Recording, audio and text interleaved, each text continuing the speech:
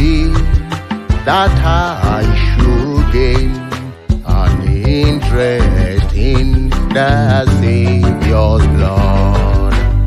Died he for me, who caused his pain, for me, who him to death pursued. Amazing love, how can it be that thou, my God, should die for me? Amazing love, how can it be that thou, my God, should die for me? Oh, alleluia, pé mo ní pín nínú ẹ̀jẹ̀ Olugbala. Òkú fèmí tó dá lóró tó lè parẹ́ doju ikú. Ìfẹ́ yanu ó àti ṣe Ti Wọ Ọlọrun kú fún mi.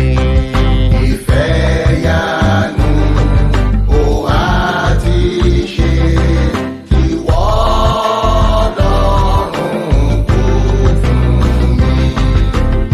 This mystery all immortal dies.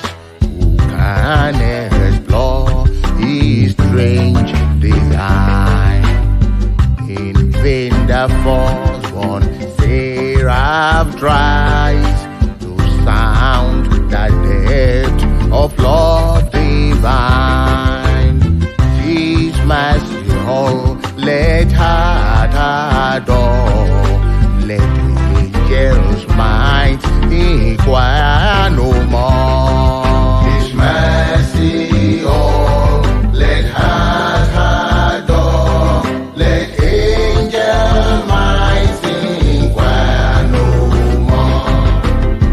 Ohun jinlẹ Ọlọ́run kú, Tani mọ ìdí ètè rẹ̀. Lasan angẹli takoda fẹ́ mọ̀ jinlẹ ìfẹ́ mimọ. Àánú ṣàní káyé jubà, kí angẹli máa wadi mọ́. Àánú ṣàní káyé jubà, kí angẹli máa wadi mọ́. No condemnation now I dread. Jesus and all in him is mine.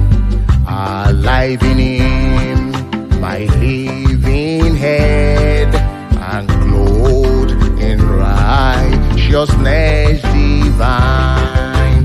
Old I approach the eternal throne, and claim the crown through Christ my own. Old I approach the eternal throne, and claim the crown through Christ my own.